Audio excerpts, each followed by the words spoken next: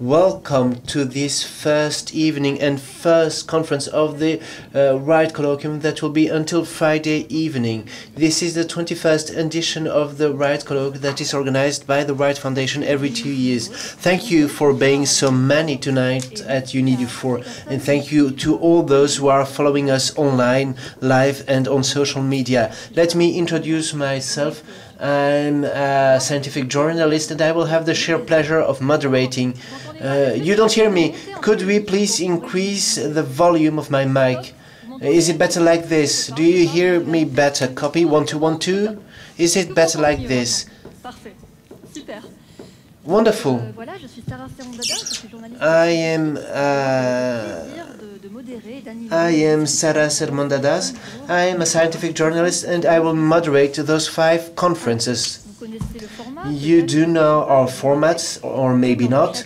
As for all edition, we have the privilege of welcoming scientists from all around the globe and prominent scientists. All of them will make us travel through universe thanks to the symmetry that creates, well, the secret language of the universe. But I'll dig into details in just a sec. Just a quick request, ladies and gents, please mute your phones or close them. Turn them off. And I would like to give the floor to 2 people. First, let's welcome Professor Martine Collard, Vice Rector of the University of Geneva, our host for this wonderful event. Madame Collard, could you please join me on stage? Thank you.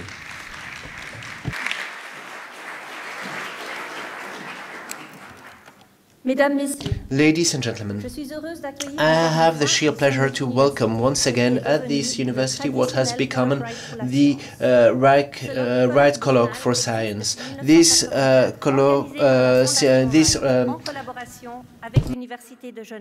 colloquium exists since 1984 and is organized with the University of Geneva.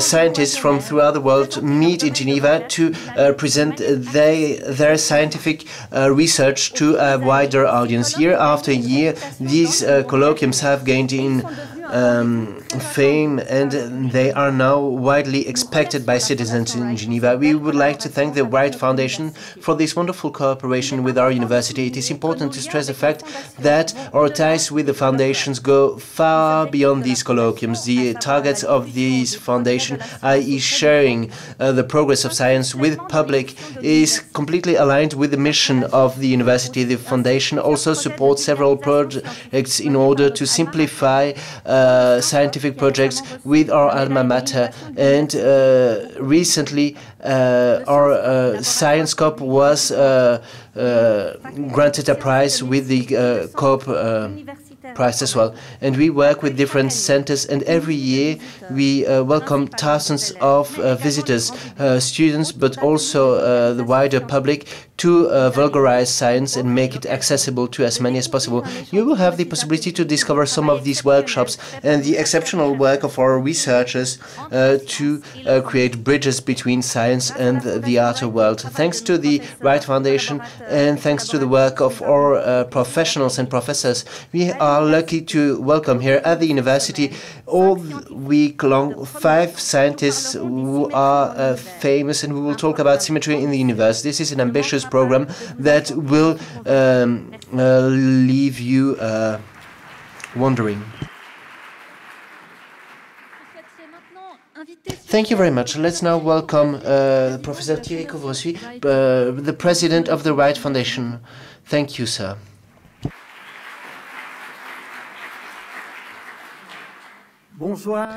Good evening.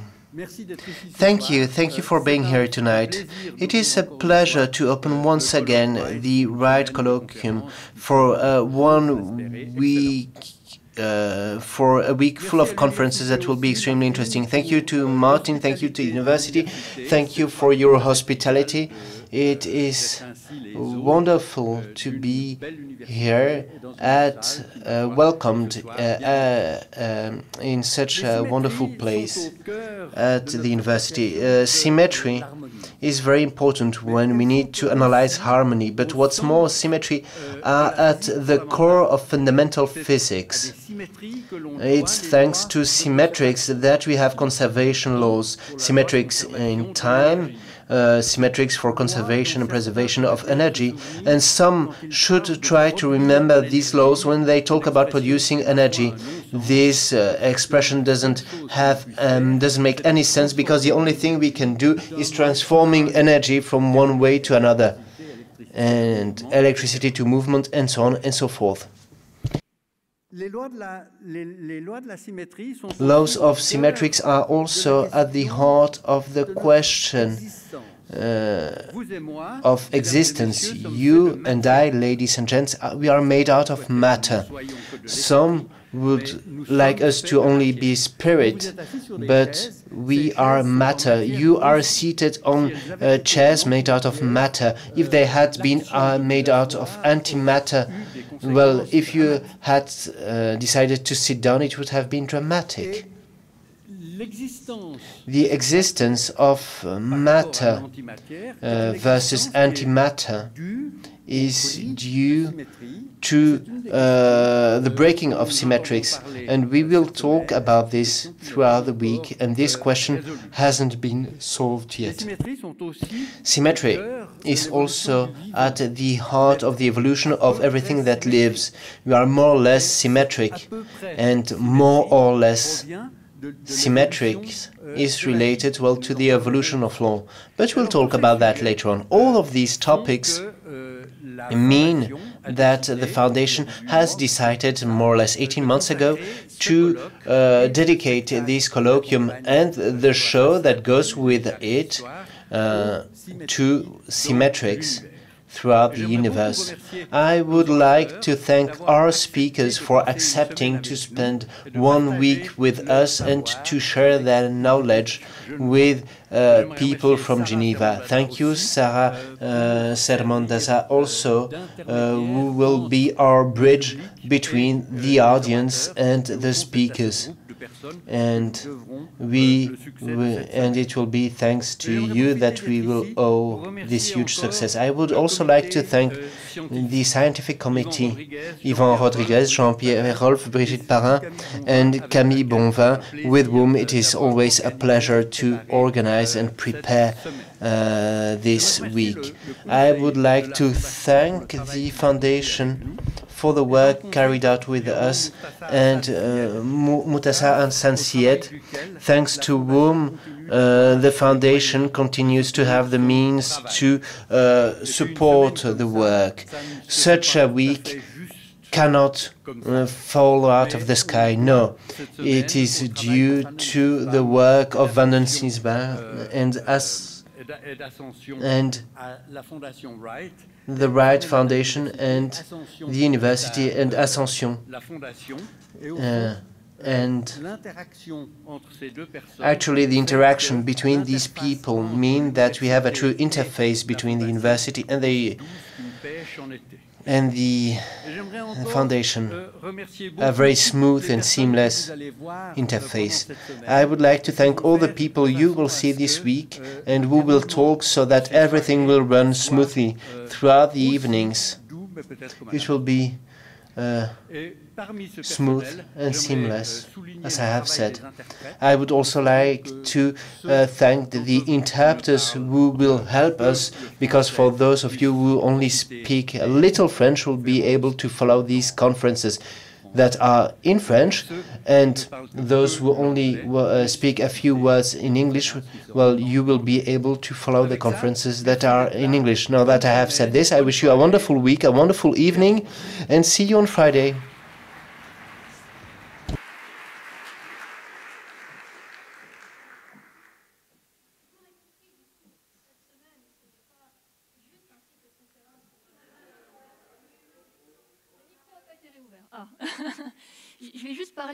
I would just like to talk a tiny second before I give you the floor, Jean-Marc. You may have understood it. It's not a classic cycle of conference. Here we will take symmetrics as guides, and as the former speaker has said it, we know architecture, art, and many other areas of life where, well, symmetrics are fundamental.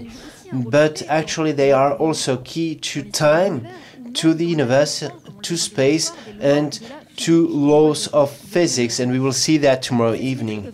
Symmetrics are also sometimes breaking down, and this is related to many mysteries that still leave us in awe. If Big Bang led to as much matter as antimatter, where is the antimatter? Why is the universe expanding itself? Why is it pacing up? Why molecules that create everything that live? Impossible to superpose to images in... sorry, I was asked to speak here, but there might be some issues. En fait, c'est juste qu'on m'a demandé de parler dans ce micro-là, mais s'il y a un problème, on peut le couper. On peut le couper. Coupez le micro là, je vais essayer. Please turn this microphone off. I will try speaking there, says the speaker. 1, 2. But you need to mute this one. Tell me when it's good. Good. Voilà, merci pour votre retour. Moi, Thank you. Je sais pas ce que ça donne. You know, I don't know what you hear. I hope you hear me better. Comment? C'est la même It's the same thing. Okay. Bah, écoutez, but look, it's quite a pity to say the least.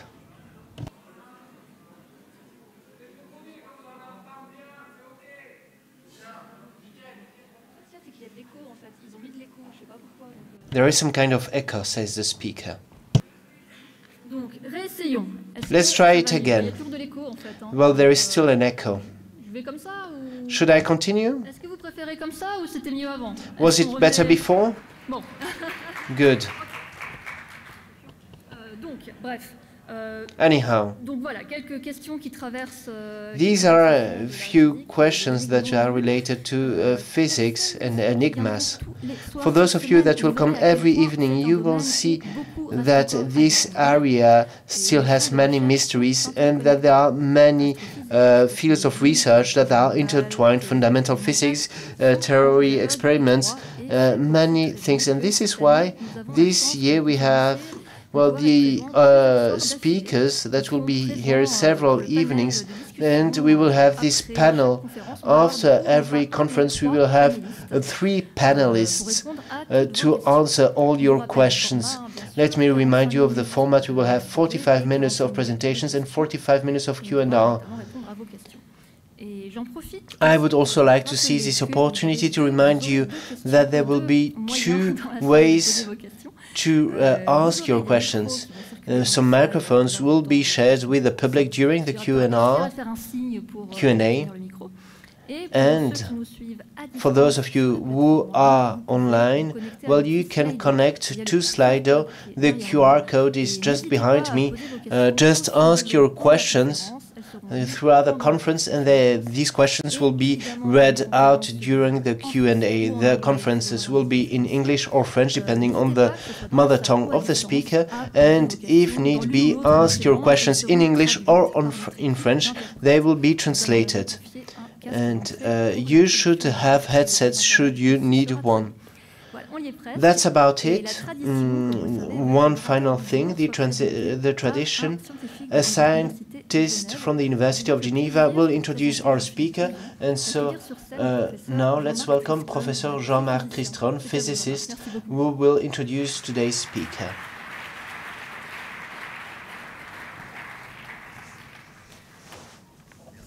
Thank you. Comment faire une bonne seconde? How to make a true second. This is the title Jean-Philippe Uzan wanted to use for tonight's conference. Ladies and gents, welcome to the first evening of the Wright Colloquium. I will be brief in order to present our speaker, because you are here to listen to him. Jean-Philippe Uzan studied at School Sciences of Earth. Then he joined Paris Sud University, Paris-Saint-Clair, where he started working on theoretical physics, where he got his thesis in 1998. He does now Geneva because he has worked during his postdoc at the Department of Theoretical Physics of the University of Geneva. He then joined the CNRS. He is research director since 2009 and professor at the Institute of Astrophysics in Paris. Jean-Philippe Uzan is a specialist of gravitation and cosmology, relative cosmology. He interested himself to fundamental constants that can help testing gravitation theories. He's developed many predictions that allow, well, to test general relativity at cosmological levels. Beyond his many scientific publications, he's written many books for a wider audience and some also for kids, such as Gravitation, Why Does Everything Always Fall Down? It has been translated to Turkish, Spanish, Italian and many other languages, namely Korean. He got a Paul Langevin prize, Georges Lemaître prize and Ciel et Espace prize as well. What's more, Fabien Weissman, a musician, has written a piece of music for him, and he also has a planet that has been named after him, the 3591 Uzan. Today he will talk about this fourth dimension that sometimes goes fast, sometimes goes slow. Time, measurement, how does it work? Without further ado, let's now follow him, because I guess time will fly by with him. And let's listen to Jean-Philippe Uzan, who we should thank for being here. Have a wonderful evening, ladies and gents. Thank you very much. Do you hear me all? Wonderful, isn't it? So now I will use my computer. Well, it works. Great. Good evening to all of you. It's a pleasure to be here tonight. I would like to thank the Foundation for this invitation. I'm happy to be in Geneva. This reminds me of my youth when, well, these groups started. We were only a few, and many things were happening with cosmology back in the day. I think it is an honor to kick off this week on quite an interesting question. When Camille asked me to talk about symmetry, we decided to talk about time. She wanted me to talk about time, and I wondered how I would be able to create a bridge between symmetries and time, because time is something we share, but also something that is extremely complicated. We all have an intuition about what space and time are. These concepts are abstract, and they are part of our daily life. And historically speaking, it's the meeting of geometry and mechanics that imposed a mathematical formalization. And when we talk about such matters, well, we need to define a certain scope, and now when we will be cautious.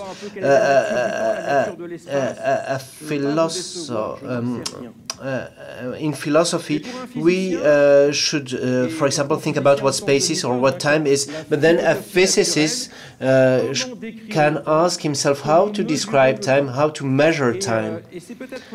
And I'm talking about natural physics.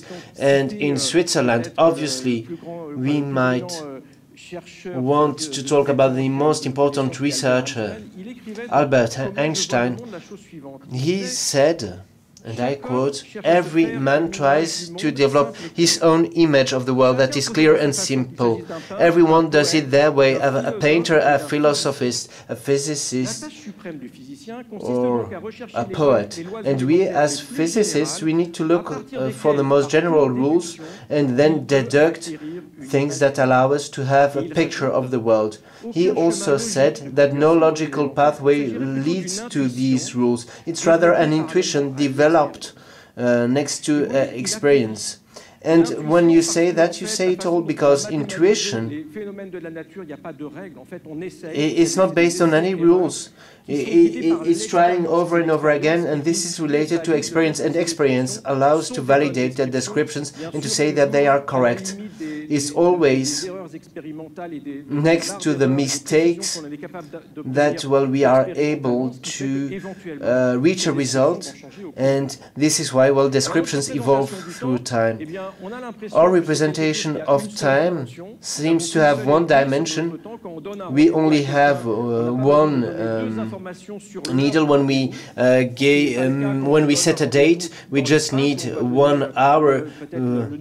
We may, just the same way, we give one direction, and it only has one direction, and it is continuous, and there is a distinction between the past and the future. But how can we represent this, and how can we measure it? Let's start by measuring, because as I have said, I am a theoretical physicist, but for some years' time I've been working with people that are interested in measuring quantities, and I have learned a lot with them, and I understood that even in theory we need to pay attention to measuring. If we go back in time as much as possible, well, then we can go back to 30,000 years, and there you see a bone from the Blanchard shelter in Dordogne, dated 30,000 BC, and there apparently it would be the representation of the observation of the phases of the moon for through 2.5 months' time. So here we would have the living proof that 30,000 years ago this cycle had already been observed, this wonderful moon that is round, that appears and disappears. The astronomical phenomena give us many cycles. We have daily cycles, diurnal variations. We have monthly variations with also the polar star, and we also have, well, this moon. I love the moon. It is the furthest place mankind has gone to, but it is the easiest star we can study. The sun, as you can see it, rises east, goes down west, not always at the same place, and as soon as we have the sun, we can measure time. We just have to use a gnomon. We put in the earth, and we then get a solar quadrant, and then we can know when it's midday, when sun is at the top. So you know the sun doesn't go to the zenith, it only goes to the zenith twice a year when it's on the right latitude. But here, thanks to this, we can measure time, and you can see that, well, the length of a day is very different from one moment to the next. And yes, in French it is tricky to talk about day and daytime and nighttime, but daytime is shorter in winter than in summertime. But how do you measure time at night? Because, well, at night, if you want to study time with a gnomon, you cannot do it because you cannot see shadows. In ancient Egypt, and they wondered how to do that. And this is key, because you need to define the time for prayer. There is no sun, but you have the rotation of the skies, and you see that some stars would rise just before dawn, and then some disappear because the sky is too bright, and Egyptian astronomers decided to pick these moments to say it's the end of the night. It is bright enough to say that now it's daytime. Very well, so we know when night starts and ends. But if we wait some 10 days' time, well, then the star rises much earlier. And so we thought we had to pick several stars to define that. So we had to decide how many. And back in the day, well, days were divided in 36 periods of 10 days plus 5 days. And so one star So we would work with these decans, and so we had 36 stars in the sky, and so actually, if we have a look at this, we see that we have these 12 stars we can see at night, and we decided to divide the night in 12 hours, and we decided that daytime was 12 hours long as well.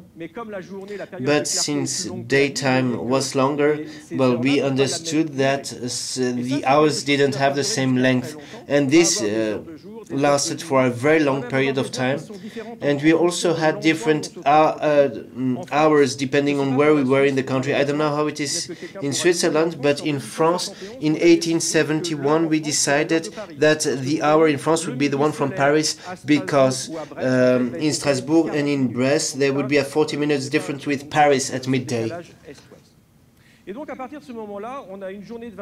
And so we had 24 hours daytime then, and sun would go from east to west, and if c'est bien le souvenir de cette ombre du bâton qui tourne d'ouest en est. Attention, dans l'hémisphère nord, parce que si vous étiez dans l'hémisphère sud, eh bien ça serait l'inverse. Et donc c'est la Terre qui va fonder les mouvements du temps.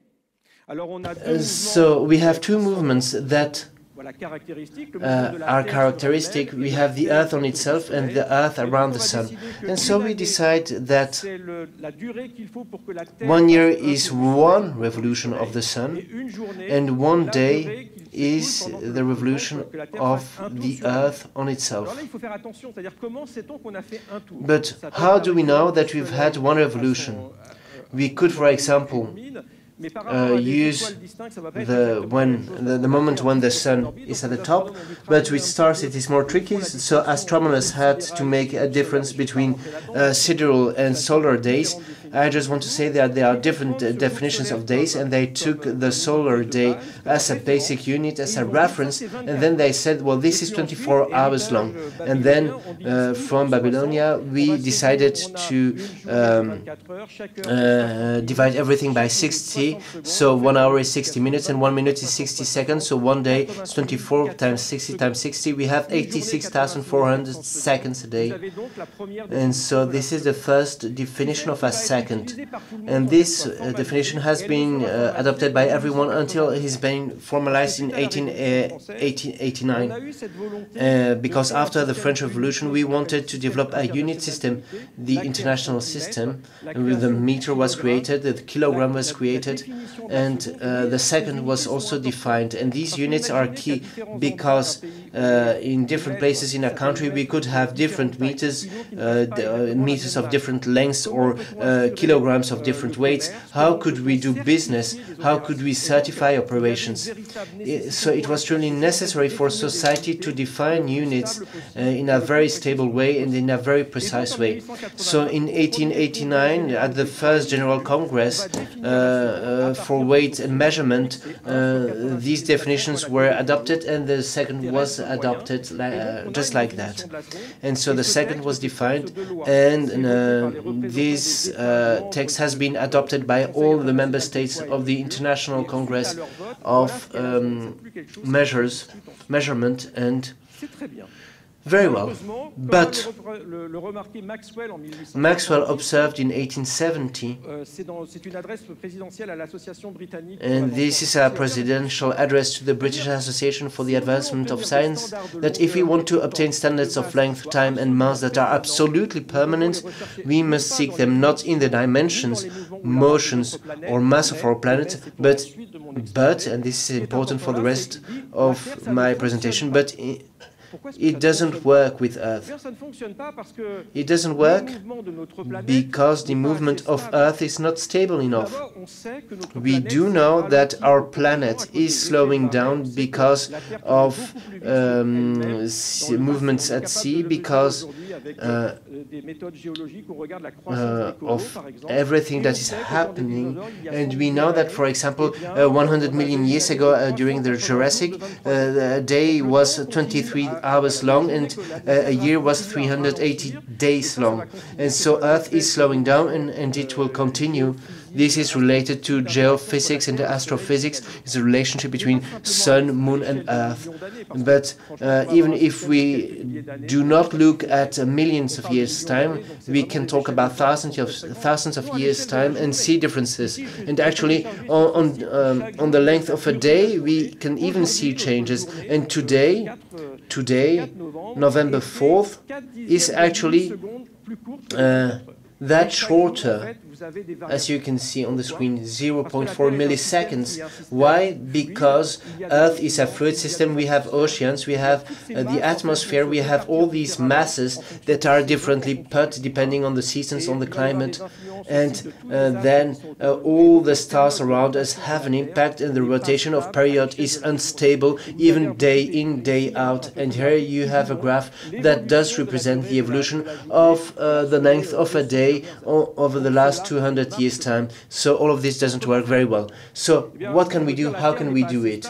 The Earth is not stable enough, but the orbit around the Sun might be more stable. And the General Congress decided that instead of using the rotation of the Earth around itself in 1854, it would use the period of rotation around the Sun. And so they took the reference year 1900 and 1900, and so they decided to pick this year, and this gave us a new definition of the second. That was the best we could do back in the day, and I'm going to try and explain how we radically changed our approach of measuring time. But for the moment, you see, I'm measuring things, and I'm talking about quantities that I haven't defined at all. And as we talk about movement of our planet around the sunshine, and as it revolves around itself, we're talking about a mechanic, and what is going to be the link between time and mechanics? And how do we measure a short time accurately? If I have 24 hours that I'm dividing, how am I sure that I'm dividing it equally? If I had a tool that could measure microseconds, how would I know that when I add them all up together, I reach the same amount and I'm precise? How do I measure time on large lengths of time and shorter lengths of time? And the revolution is going to be the invention of clocks. How do we build the first clock? So here I'm Switzerland, so I'm sorry, but I have to say I'm taking risks. First of all, what is a clock? Well, we say a clock is a periodic phenomenon that measures time. Imagine that you have no tools to measure time. How can you be sure that a phenomenon is periodic? Well, you can't assure that, can you? So the question is, how did we build the first clock? And I'm not talking from a historic point of view, but from a physics point of view. I have no tool to measure time. How do I create a clock? And what conditions do I need to confirm that the clock is performing properly? So first of all, I'm going to make an experiment. I'm going to take glasses or anything that I can put water in. I'm going to fill them up with water. Then I'm going to turn off the taps at the same time. And so you see there's a bit more on the left-hand side, there's a bit more on the right-hand side because they're not the same shape exactly. And what we're going to do is the first one is going to be filled up some more. And I start again. I open both taps at the same time, I close them at the same time, and I stop. When the first one gets to the top, you see there's a delay between both. That's interesting. So I'm going to stop when I reach the graduation that I'd marked. I start again. And I stop, and here I put little 2, and I can reiterate that procedure. And if the water takes always the same time to go from the surface to where I had made the first mark, I'm going to be sure that the graduations always take the same amount of time to go from one graduation to another, even if the shape of your glass is completely variable. So how is that possible? Well, I used a physical phenomena, which is the water that is pouring down is evolving identically. So that's a symmetry of physics laws. We say that it is independent of the moments of when you do the experiment, and it implies that the universal laws of physics, well, the laws of physics are universal and don't depend on time. Imagine that the laws of nature depended on time or space. How could we do cosmology? How could we be sure that electromagnetic laws are the same in another galaxy? We can't go to the other galaxy and check it out. So that would change our whole perception of universe. So how is that possible? Well, that's where there's a small innovation that comes from Emmy Noether, who understood that this implied existence of a quantity that does not change over time. So the laws of physics are independent of the time system and when you start the experiment. So that means that this conserved quantity is the energy. So you heard about this earlier and how we preserve energy, but that's a quantity that we manage to preserve. And that's a symmetry, as I said, and we'll come back to it. And this week, we're going to talk about all these symmetries. There are many of them, and we are going to understand that there are quantities that are preserved, and we use them again and again in life. And it would be a problem if we didn't preserve these quantities. So if you had your electricity counter, for example, you could go and see your electricity provider and say, well, we have different measurements from one house to another, so this doesn't correspond to what I paid. So this is very practical and important in our practical life. And how's that possible? Where if I take an ideal system and I isolate it from the rest of the world, energy preservation system, well, I would do an experiment that will be reproducible if we start from the same initial conditions. So, for example, I have this, which is energy, and I let it go from one side to another. It's always going to come to the same position. It's going to come back to the same position. It's going to have the same speed, and after a cycle, the final state and the initial state are going to be the same. So I know that each cycle is always going to last the same amount of time. Now, that is true in absolute terms, but in practice, it's not true. If I take a pendulum and I'm in Paris or Peru or Laponia, like they did in the 19th century, well, we'll see that the pendulum will not take the same time to oscillate from one side to another. There can also be different aspects or elements like rubbing, and if you take a pendulum that goes from one side to another, it will lose energy after a while and it will stop. So your watch or your clock is going to be late. It's true if you don't have a watch that you wind up daily and it doesn't have a battery, then it's not going to keep time properly. So in realistic terms, we have this problem regarding the perfect clock. And when we go and try to find precision, this applies to everything.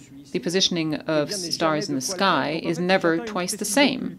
So if we want ultimate precision, we see that we can't have a clock that measures time in a regular and stable fashion with ultimate precision, because there's going to be the shape of the Earth that changes. We saw it with the rotation and all the gravitational objects and fields that are around. And when we study physics, how do we know if things change over time? Well, that's something that's very vast, and we're not going to talk about it now. But today, we know, particularly when we use the constances, we know that the laws of nature haven't changed in 13 billion years. So, knowing that, we have time measurement tools, we have sundials, clepsydras, we have candles. Very important for those who like theater, because you know that the length of an act in theater is the time that a candle takes to burn.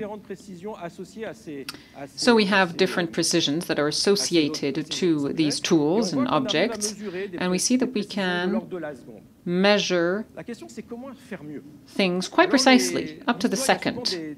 the question is, how can we do better? Sometimes there are surprises. So the first surprise dates of the 20th of October, 1707. I don't know if you know what happened, but it's a very French thing, so we learned it at school. The British Marine was helping their allies, the Prussians, near Toulon in order to destroy the French Marine. So there was this naval battle, and on the 22nd of October, 1707, the English Marine left. They wanted to go by Gibraltar to go back to Portsmouth, but disaster. It's the biggest naval disaster of the English Marine as they hit the Sorlingues Islands. You see, I put them on the map here. They are at the lower west side of Britain. And what happened to the Admiral, who was very experienced? It was a huge shock because there were so many deaths. And it was so important and so huge that politicians got interested. So they started thinking about the disaster and why it happened. Well, they weren't positioned properly at sea. Their maps weren't sufficiently precise and their location wasn't sufficiently precise. So the Crown decided to create the Longitude Act in 1714. It's a long text that offers a prize of £20,000 to anyone who can measure longitude at sea. How do you know where you are located at sea? If you're near the coast, then of course you can try and locate yourself. But if you're not, then how do you know where you are? Well, for that, you need a watch, or you need to be very knowledgeable of astronomy. But you need a watch. Why? Because of jet lag, because the Earth revolves around itself and the sun, as we know. And if you look at the sun, at the zenith, I put my clock on 12 o'clock. And if I go towards the east or the west, I keep time.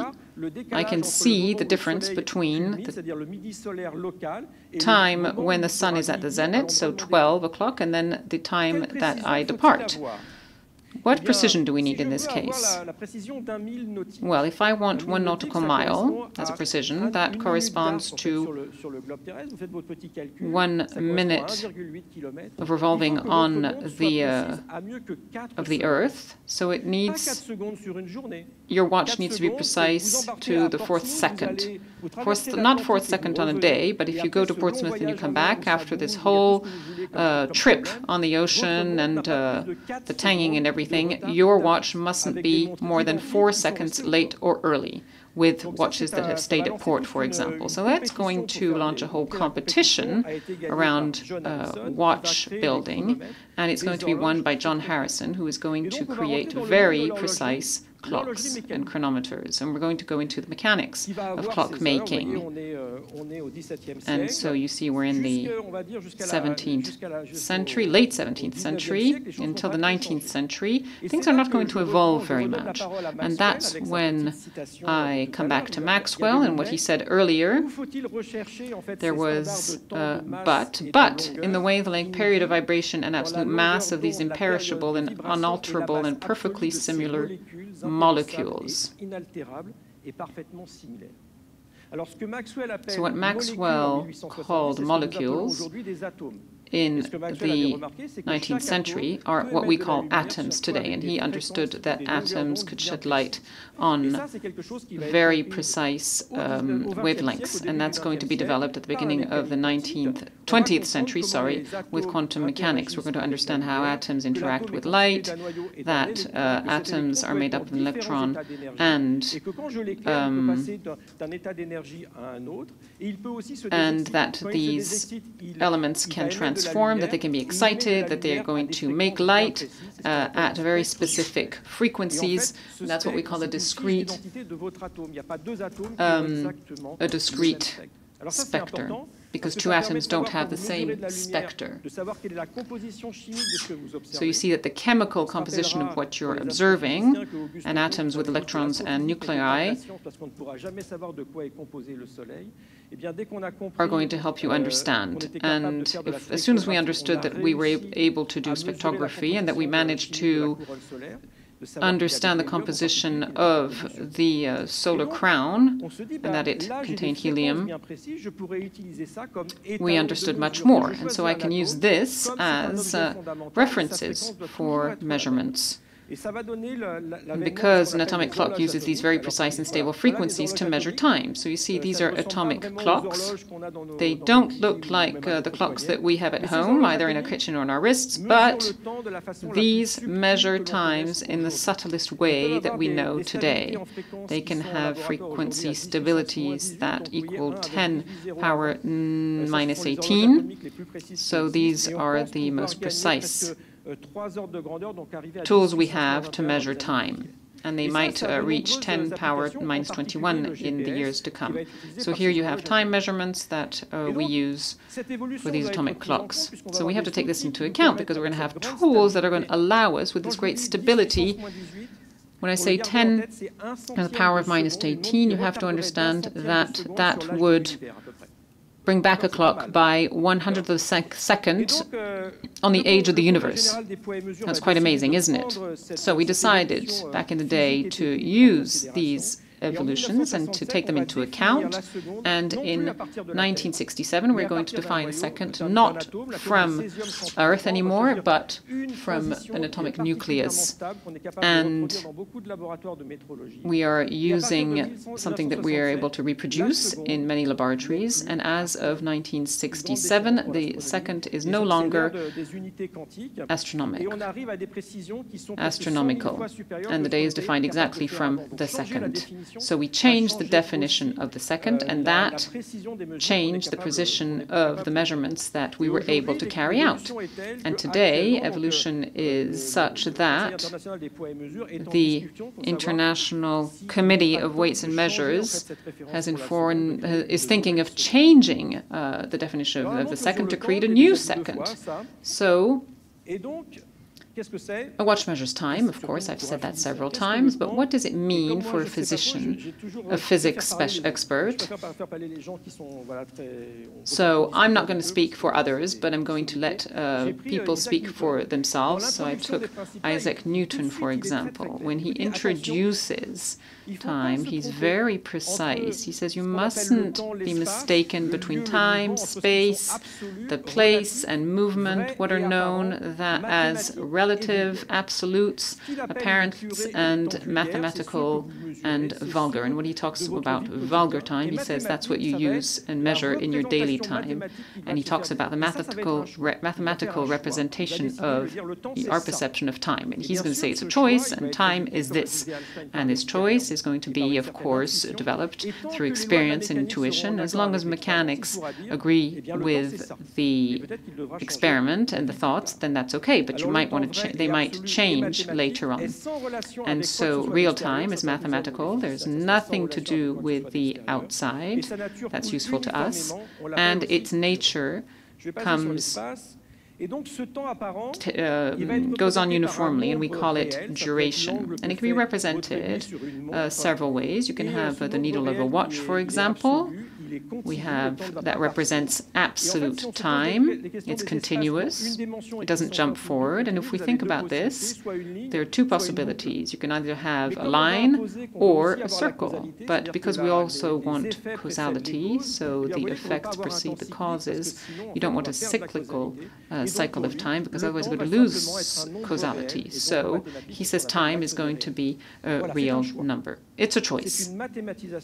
It's a mathematical way of approaching space, and he does the same for 3D perception of space, and he says that he wants geometrical figures to be those of our daily life. And if you take a triangle and you move it, the triangle will be the same triangle, even though it moves in space. And if you turn it on itself, it's still going to be the same triangle. And that's going to be the base for Newton's space and time. And that is important because it had already been noticed by Galileo. he had worked on boats, and he was trying to inform us and convince us that the Earth moves and it revolves around the sun. Well, we said, well, people said, well, this doesn't work. It's not true, because if you drop something, it shouldn't fall at your feet, and nobody could feel the Earth was moving. But he'd argued that if you're in a boat and you move, do the flies stick to the window, or do the flies continue to fly as if you were stopped? And he says movement is like nothing. What does that mean?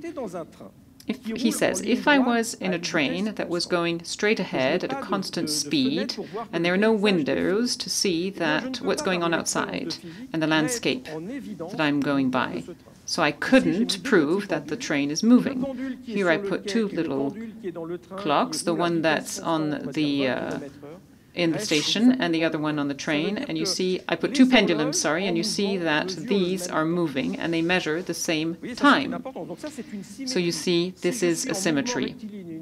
And if I'm moving in a linear way, time is going to move the same way. So I already said that I could move objects, I could turn them like the triangle. So how can I explain that things stay the same and the time measured on the train is the same as the one on the platform, and clocks in motion measure the same time? And I'm sorry, this is a little complicated, but it's the Galilean relativity principle, for those who know it. It highlights a fundamental symmetry in the laws of nature. So you can move a train, and time will be the same in the train or on the key, and you can choose the homogeneity of time, and you will have different symmetries. You'll have the variance, Galilean variance, for example, which is choosing Galilean's approach, and you have different invariances. And once you choose this, you see that you have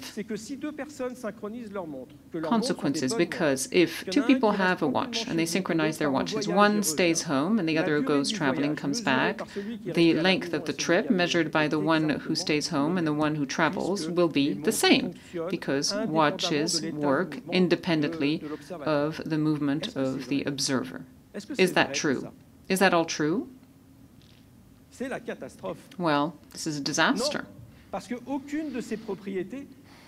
No, because none of these properties correspond to the real world. And whose fault was that? Well, the man I talked about earlier. Einstein's, of course. So Einstein is going to question all of this, and I'm not going to talk about how, when, and why, but in 1905 he came up with special relativity. It's a new theory of movement, and in 1915, general relativity, which has to do with gravitation. These are two major conceptual revolutions. So for the special relativity, we talk about the light. I talk to my students about the light. We look up the definition in the dictionary, and it talks about the speed of light as 299,792,458 millimeters per second, and I say, isn't that strange? Don't you think this is suspicious? Well, you must find it suspicious, because time is measured through a reference system. So with referring to something, how can you talk about the speed of light and define a value in the dictionary? It means that the time in the train and on the key might be different. How is that possible? In Galileo's terms, that's not possible, because the speed of light and any other speed would have to equal the speed of light, but that doesn't work. So you see, I call it c, the speed of light, sorry, I forgot to tell you. You see v plus c equals c, and what does that mean? Well, this is going to give us new information. It contradicts Galilean relativity, and the Galileo group is replaced by the Poincaré group, the new group, because it opposes the constrained relativity of 1905. And that's very important for the physics of particles, and I'm not going to say why, because the next speakers will do in the next few days. And this has a consequence. In 1983, we observe that the improvement of technical clocks and lasers inform us that time is not measured precisely enough through distance measuring. So we knew we had constants, so we decided to measure the speed of light and define the meter by referring to the second. So in 1983, but again in 2018 it was redefined, a unity of length. So the meter is the unit of length. It is defined by taking the numerical value of the speed of propagation of light in a vacuum equal to 299,792,458 when expressed in millimeters per second. And so you will have better precision in terms of time. And it's important in terms of time, but in conceptual terms as well, because when you look at general relativity and special relativity, and you take a ruler here and you move it, how are you sure, in terms of general relativity, that the ruler hasn't changed in length? It's very difficult to compare objects that are in different spaces and different times. It was possible with Newton. It was not possible with Einstein anymore. So what we say is that all we know when we measure general relativity is time, but time on our watch. And the whole issue is to define how we compare our clocks. And we're going to come to the theory of comparing clocks. And in terms of special relativity, then we did this experiment where you have two clocks. One is in movement. Here we have the speed in terms of meters per second. And you see that the clock that is moving measures time in a slower way. And so we have different results of this experiment. This was measured in many different systems, and we know that clocks that are in movement measure time more slowly. And then with general relativity, things are going to worsen. If I'm here or there and I put the watch at my feet or on my wrist, it's going to have an effect on the frequency of the clock. This is one of the first experiments that took place on the topic. I can't remember the date, but if we had two watches and we put them at 30 centimeters difference, one watch worked faster than the other.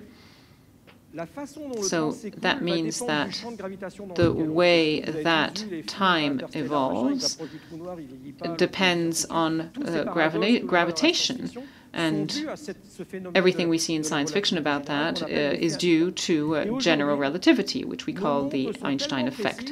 But today our watches are so precise that if I look at my atom here or 1 millimeter above, I will feel the effect of the gravitation of the Earth. And we're going to make clocks that are so sensitive to the Earth mean that the limiting factor will be the environment. So that's why we managed to make isolated systems and carry out experiments that would prevent all the influences from affecting the watch. So if I wanted to measure the gravitation constants or the Newton effect, if there were two vibrations, the experiment would take place in Cambridge, for example, where you were in a rural area and there was less disturbance. With high-precision physics, the effect of the environment on what we measure is an issue for us. So maybe there's an ultimate limit in the precision that we can measure time with. But there's also an advantage. If I measure time on the surface of the Earth, then I can carry out geophysics. I can measure the size of the Earth. I can even see the difference between winter and summer. I can see that waters are distributed because of gravitational effects on the masses of water, and you can measure that through seasons. I'm going to stop soon. You may think it's a bit long, but how much more time do I have, Sarah? An hour, okay. I can do it, but I have lots of stories to tell if you want me to. So this is to tell you that the comparison of time is going to depend on the movement and the space and gravitational space. Then these two effects might be taken into account for the GPS. So we reach such precision today that we decided to define all the units of the international system, starting with the atomic clock, as we'd use the speed of light to define the meter according to the clock. Now we decided to define the kilogram, for example, using the Planck's constant and then the ampere for electrical charge and find exact values. And that's a huge conceptual change. Instead of saying this is a physical object, that is a unity, and you can use it to measure a constance, it was the theoretical understanding that constants are perhaps the most fundamental elements of our theory and the more long-term, and we're going to fix values, and then in the laboratory we are going to make it so that this value is the base. So we're going to use it like a thermostat, and it's going to change the definition of unit. And so in daily life it doesn't change much, because of course if you go to the market or supermarket and decide to purchase 1 kilogram of potato, well, you won't start analyzing such differences. It would be quite problematic. But in practice, in laboratories, in meteorology, we have skills that do allow us, thanks to the atomic clock, and what skill to indeed define a precise kilogram following, well, the Planck constant, to make sure that we have the proper references. And so it is thanks to the most stable elements, elemental particles, that we are able to do something. If I take an atom, I can divide it in protons and neutrons, and but electrons cannot be disintegrated in other particles. They cannot change of mass or charge. It's constant. In a theoretical framework, the one we have, maybe one day we will be told that the element we thought that was fundamental in physics is can actually be alterated. But Maxwell's theory, who wanted us to use the most fundamental elements, mean that today's tools depend on these, and as a consequence, through research we should go to the core, and the theories do not depend on time. And if it hadn't been, well, our systems, our theory wouldn't be, and the world wouldn't be understandable as it is today. Then when it comes to general relativity, this principle allows us to justify everything, and we have the equivalency principles that relies on 3 axes, on the position variance, and on the position invariance, on the Galilean invariance, and the universality of free fall. We don't know from where this principle comes. Einstein in 1908 said that he saw a worker falling from the sky, and he and his hammer fell at the same time, and he said, well, that he was free in that free fall. He was quite ironic and trying to make a joke, but in any case, well, the thing is that we have the impression that gravitation can be erased in such an example, and that's how we reached, well, this general relativity principle, and we still don't have a reason behind it. And so we know many theories that are not aligned with this, and many people are working on theories that are not aligned with this. This being said, this principle has been checked and used in many experiences, and it has been used to 10 to the power minus 15, also with microscope satellite with which I have worked a bit, and objects at 10 to the power minus 15 all fall at the same speed. So this is a principle which we do not understand from a theoretical point of view, and this motivates theoreticians to look further and study this. And obviously I'm talking from my experience and my passions. Now, in conclusion, I would like to remind you of a few things. First, the existence of clocks is linked to the symmetry of nature, the translation invariance in time, and it is also related to the mathematical representation of time and how it has evolved. Maybe with quantum physics, things will evolve a lot. And actually, when we talk about geometry and, well, all of this with our scales, it is very nice.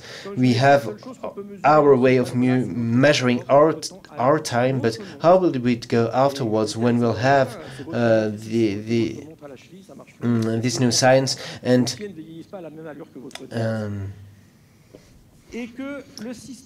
the international system and theories are based on these constants that are not supposed to shift over time, and we know that they haven't changed that much in between 1/10 of a thousand since the beginning of the universe. So we have quite a lot of experience. We have checked everything, and we do see that theories of physics do not depend on time. But it's no certainty. Maybe one day, with more precision, we will have to review our description of nature. And this is aligned with what Einstein has said. It is intuition that is inspired by experience. This is at the heart of physics. And it was a pleasure for me to share all of this with you. And I hope, well, this has given you some food for thought about these symmetries. Thank you very much.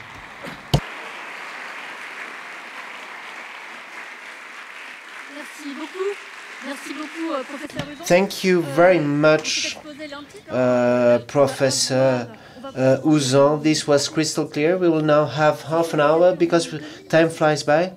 2,000 tiny seconds now. So please, let's join the panel and let's welcome here on the stage Daniel Bowman, who is professor at the National University of Taiwan and the University of Amsterdam, who is director of the Lung Institute.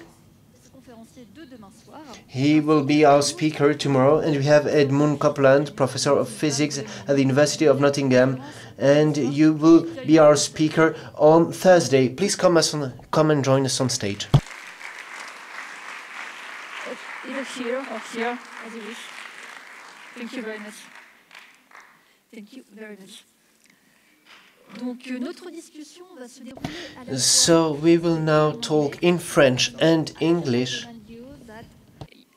Normally, everything will be translated into English in your headsets, and so you will be able to answer to the questions spoken in French too, normally.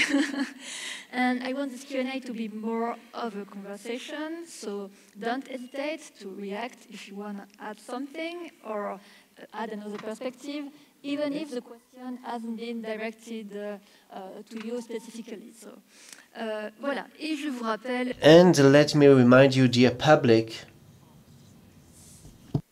Alors, je me retourne vers la technique. So I'm looking at the tech. Do we have an issue, or is everything peaches and cream? Everything is peaches and cream. Wonderful. So let me remind our dear public that they can react to the microphones that we will share with the public, and well, our public online can also use a QR code. So let me start with the first question before I hand over to the audience. My first question is on the age of the universe. Jean-Philippe, you have mentioned this several times, 13.8 billion years, more or less. What does this mean to us? Because we, humans, we were not there. So I'm not going to say that in English, and I hope you have understood. To speak about the age of the universe, because none of us was here at the very beginning. Peut-être vous pour commencer, Jean-Philippe. So maybe you first, Jean-Philippe. So we have seen you come to Earth, but no one saw the universe be born.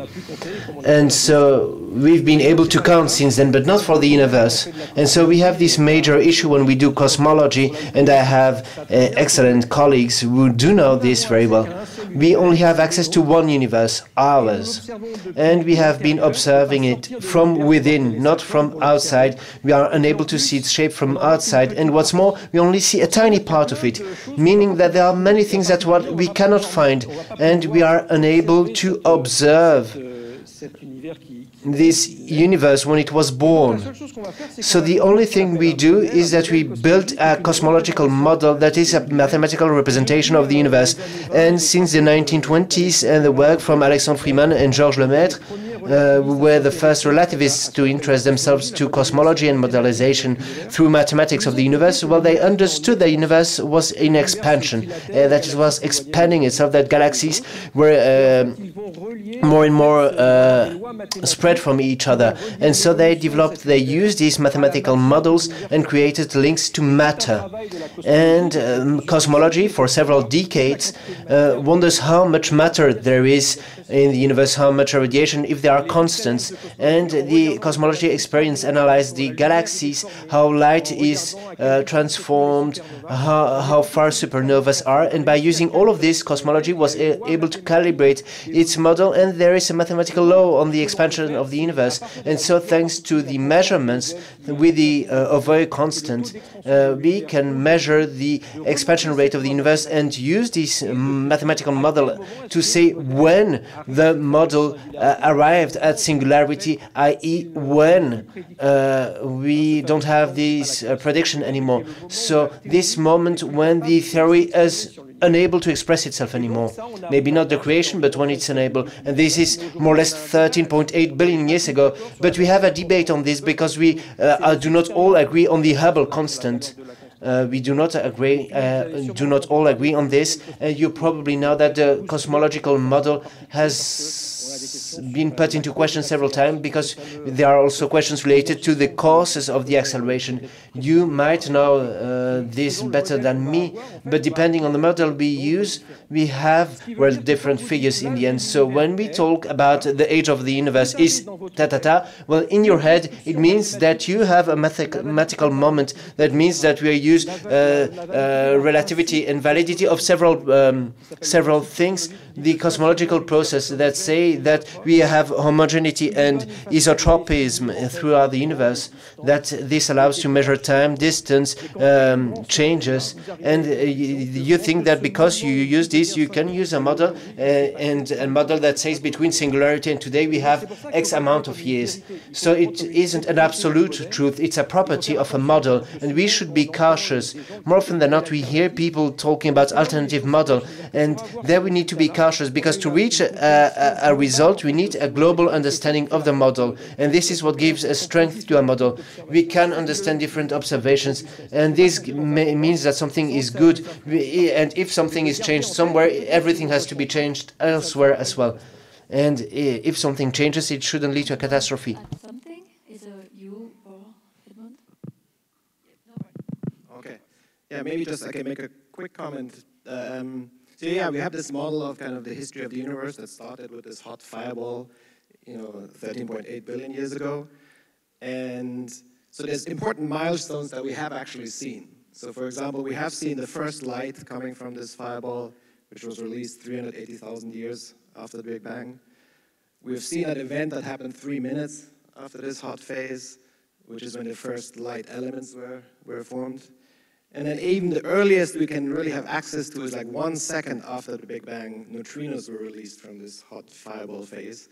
And we can still see the imprint of those neutrinos. They carry a lot of energy density, and we see the imprint of those neutrinos in the first light. It's an amazing observation.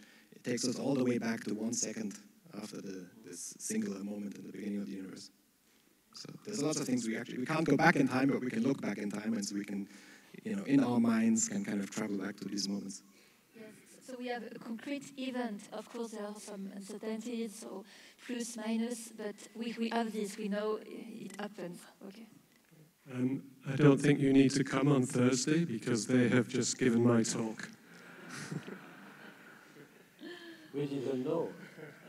Sorry. There are some more things. Okay, so next question.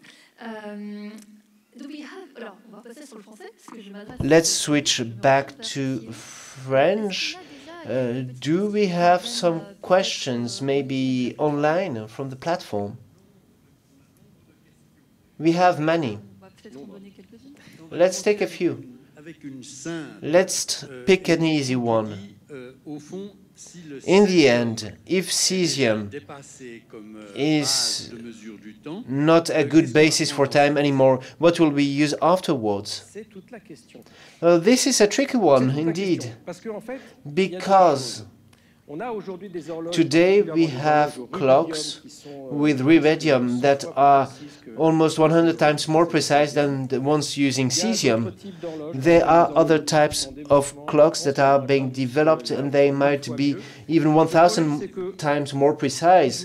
But as I have said, the change of definition, it's related to a legal text. It's a legal matter. It's not all about saying this is the best solution. If I am doing something in my lab, it's my business. But if we amend definitions, then this means that all the exchanges, all the economy, everything will be impacted by the legal framework. So there is no change that can be done just like that in a very straightaway manner. And so there are more precise clocks than cesium, and we've had such clocks for over a decade. And the General Conference on Weights and Measures has a working group on this. And so there was a roadmap that was elaborated, feuille de route. And thanks to that, several offices in the world will see what's the most practical solution, because a theoretical definition is nice, but it needs to be usable afterwards. And so the congresses have happened every 4 years' time, and then there will be a report on the roadmap that will say, well, these are the most adapted definitions, and the working group will propose a definition, and they will then say that in several labs, an amount that to be defined, well, they have to define this second with a certain level of precision with the different teams. And if it is possible, if it works, so 4 years later, well, then maybe the second will be voted on and redefined. It is a slow process because it has a big impact on society, and we cannot just change this from one day to the next. It has an impact on astronomy, on many other world elements. And then, what's more, if you change the definition, what phenomenon we know today that are not impacted by this, which are impacted? We always need to work on this with experts to have different points of views and diagnosis before we make a decision. This is why it takes time. So changing from a definition from a second to another is not easy at all, because we need to check and double check things. During our preparatory discussions, yes, please do so. Sorry. Maybe I can just add something to what Jean-Philippe said. It may sound a bit pedantic, right, to be trying to define the second to such a high precision. Why? You don't care, right? When you go waiting for the bus being late, you don't say, my word, it's 6 times 10 to the minus 18 seconds late. But so in theoretical physics, especially in cosmology, you would like to understand what the underlying theory is that explains the evolution of our universe. And one of the favored candidates you may have heard of is called string theory. That's one possible explanation of how we might unify quantum mechanics and gravity. In that theory, the constants of nature in the early universe are not constant. They're actually evolving. And so Newton's constant, which we happily use today when we work out the orbits of planets, in the very early universe, it wasn't constant. And so one of the big things that we would like to do is try and understand whether we can see any evidence as we go back in time of the evolution of those constants. And so having this high precision tests is really important. Thank you very much. But to make it even more concrete, I told you that the only device... Pardon, j'étais en anglais là. Okay. Sorry, I was speaking in English. The only thing we have a watch. Then we have constants from nature. And today the kilogram is precise to 100 of a microgram for the ton or anything. But we have active principles in medicine which are measured at a microgram. We have quantum elements that are measured at a very precise level. So precision we have on the second will trickle to precision for the ampere when you work on electronics, to the kilogram, to the meter, and so on and so forth. And this is why we need more precise clocks. It is not for the sake of the second or just for it. So this might be necessary for other things, not just for physics. And when we talk about biology, medicine, and so on, we do need this level of precision. Yes, metrology there. I see time flies by, so I would like to see if we have questions from people here in the room. The gentleman over there in white, maybe? In the middle? And then we'll move on to the right-hand side of the room. Could we give him a mic, please? I had a tiny question. Good evening. Hello. I'm here. Just in front of you. I don't see you. There. Hi. Just a quick question. You said that time, well, that a clock would go slower when it would move than when it was stopped, if I understood and remembered correctly. Is this true for all clocks or only for mechanical clocks? I don't know. That's it. And if there is a difference, is it always symmetric? This is a very good point, because I may have been unclear. It is a problem not related to the clock, but to time. If it was a problem related to the clock, well, you could say make a better clock, a better watch. But it is true for all clocks, all watches. It is the fundamental property that is related to cinematics of limited relativity. So it is universal. You want to add something, Daniel? Yeah, maybe just very quickly. So in particular, it's also true for your own heartbeat. So meaning that you will age differently if you move quickly versus when you're at rest. Merci, thank you. Je vais poser une petite question à mon tour. Jean-Philippe, on peut s'interroger peut-être. So Jean-Philippe, what about everything that goes through time? We've seen how we make a clock, how we built a second, but what do we leave behind? And what about these time caps that we leave on Earth in case there is a natural disaster to show what we've done? Or what about, well, the caps we put in space, as we've done in '77, for example? For all of that, we need materials, and conservation means that are more sustainable. And you, Jean-Philippe, you've been working on the Sanctuary project that needs to put in the moon, in the framework of the Artemis missions, disks that contain saves about our civilization. Could you talk a bit more about that? And then, as you were whispering it to me, what goes through time? Biology? Inertia? What goes through time? Well, any object I take that I put outside will be alterated. It will start to rot. If I leave my bike outside, it will start to rust. Those who like meteorites need to find them quickly because they metabolize on Earth.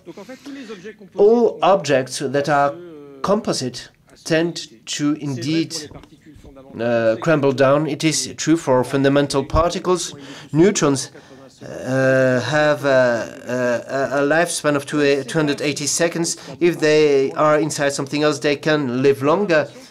We don't know, but we have the impression that material objects do not do well through time, except, as Maxwell has said, the most elemental elements of theories. So maybe the theories themselves that are not material objects, but that are information, survive longer. And then we have the fundamental particles. Then, at a more human level, let's say, someone had made this poem about a statue, about flowers, about a landscape, and it gave the impression, well, that flowers, well, would indeed die and that the statue would survive. But then 20 years later, well, flowers would be back year in, year out, while the statue would, 2 centuries later, be gone. And so, all of this to say that some things, the living goes on longer than objects, because the living can reproduce itself to go on. Not individually, obviously, but for example, as a species, just such as with these flowers I have just mentioned. And this is interesting to physicists because, well, there is the issue of entropy. And we want to fight entropy, and anything that is living will try to fight nature's law. When you put fresh water with salt water, you will see them mingle. But when you go into a pool, you don't start mixing up with water.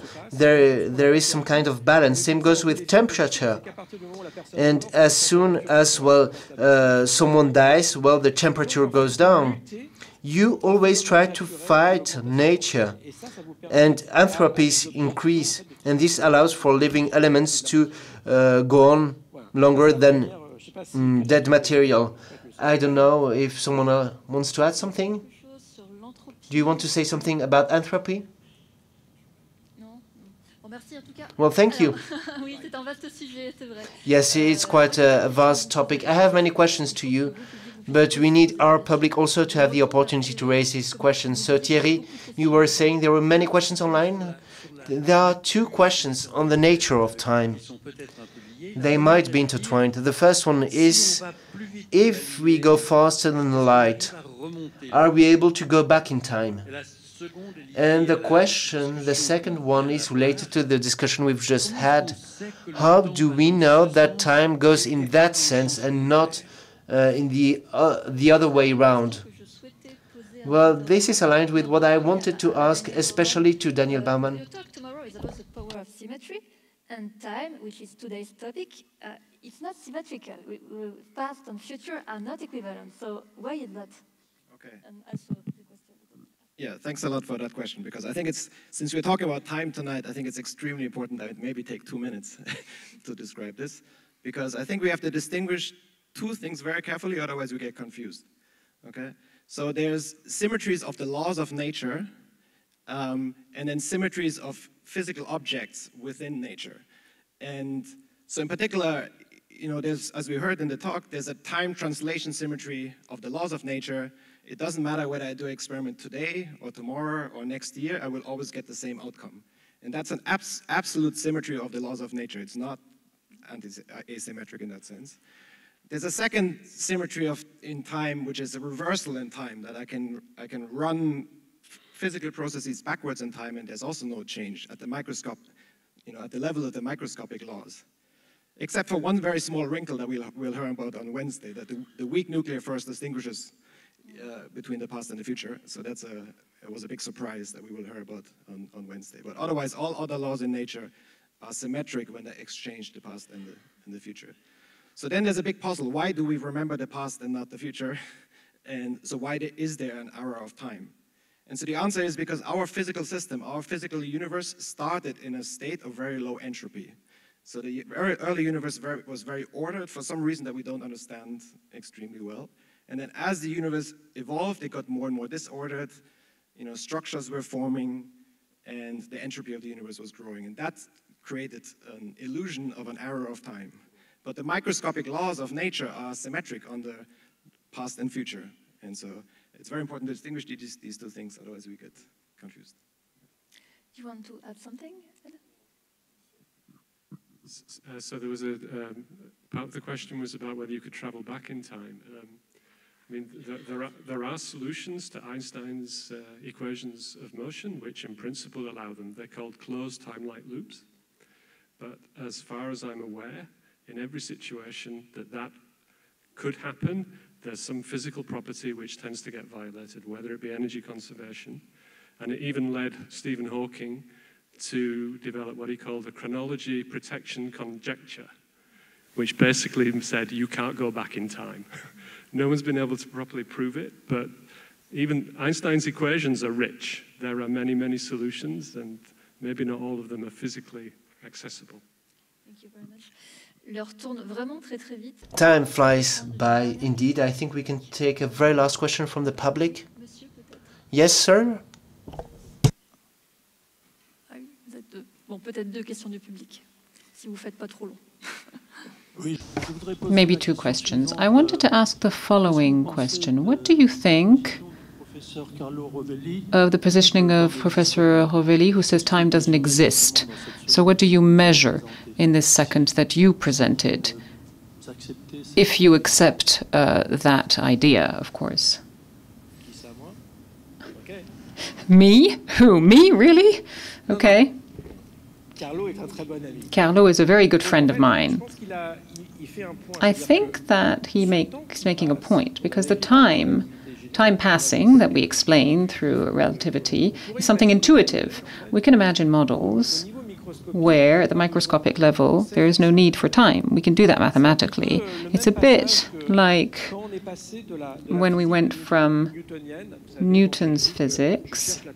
I said I was looking for the trajectory of an object, and I talked about the mass and the acceleration, and that equals the sum of the force. And I resolve equations that speak of time. When we think in analytical terms, we don't work like that.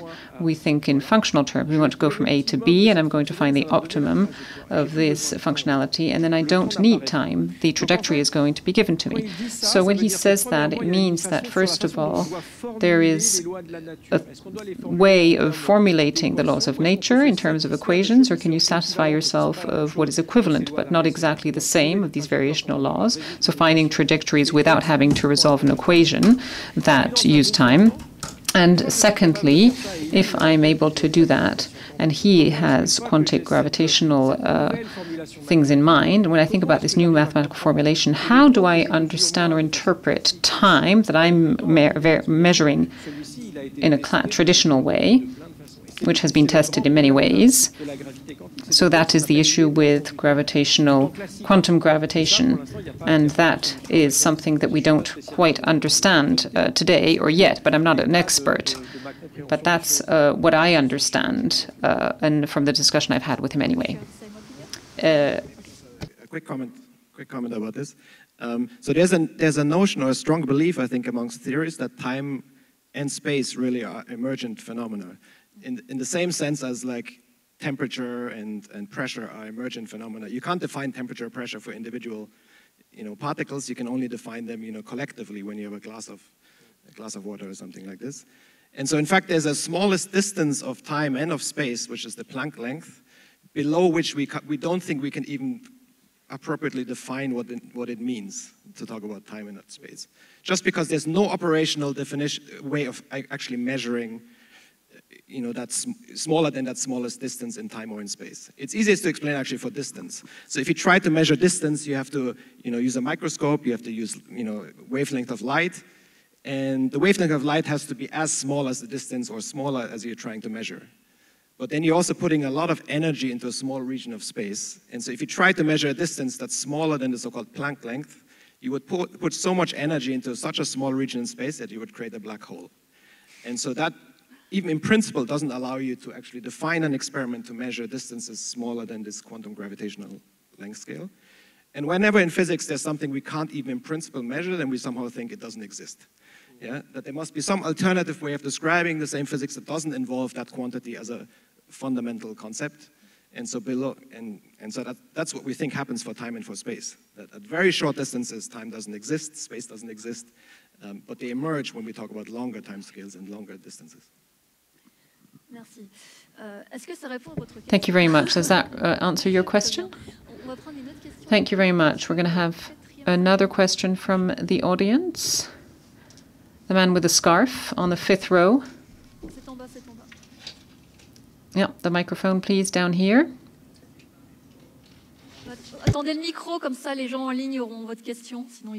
Please wait, because there are people online and they need to hear your question.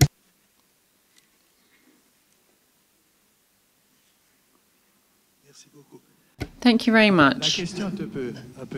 My question is a little naive. How can you talk about a second or 2 seconds after the Big Bang, while there was so much energy with the mass phenomenon, that time probably stopped?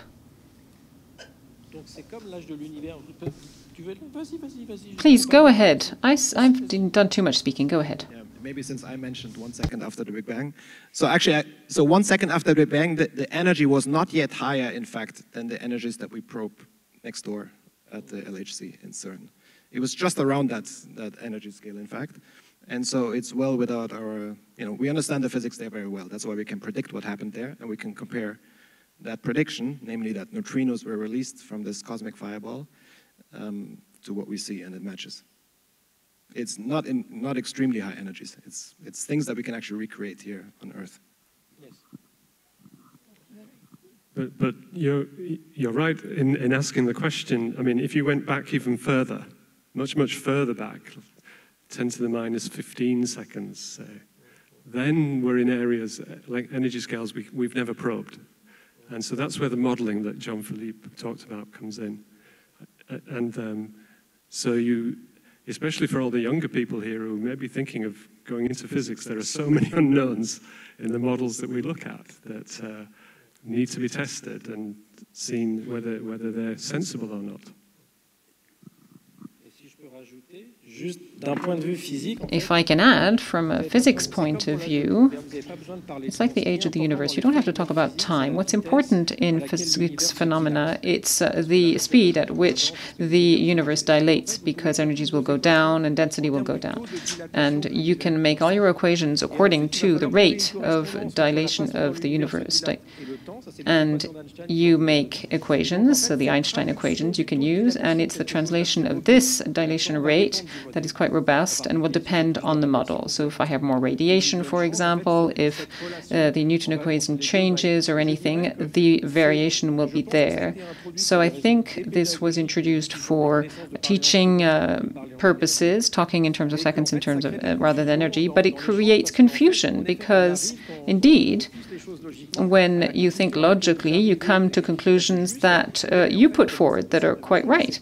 And you think, how could you measure that time? Well, we don't really measure them, and that's not the right representation of the dynamics of the universe. You have to use the rate of dilation. Thank you very much. Well, we're going to have to conclude. I think we could talk about this for hours or years, but we only had 30 minutes for questions and answers. So, thank you very much. I also wanted to thank the University of Geneva, Thierry Courvoisier, and all the participants for logistics and organization, our interpreters. And just before we close, I'd like to go to the next session, and I'm going to talk about the performance that is taking place, the sound and light show that is taking place at the Museum of Art and History every night until the 17th of November. It lasts about 20 minutes and takes place 3 times at 6:30, 7:30, and 8:30 every evening. So maybe you will be able to enjoy the last one this evening if you hurry. I encourage you because it's quite beautiful. And I will be seeing you again at 6:30 tomorrow for Daniel Bauman's conference. And I wish you a lovely evening. Thank you very much. Merci beaucoup.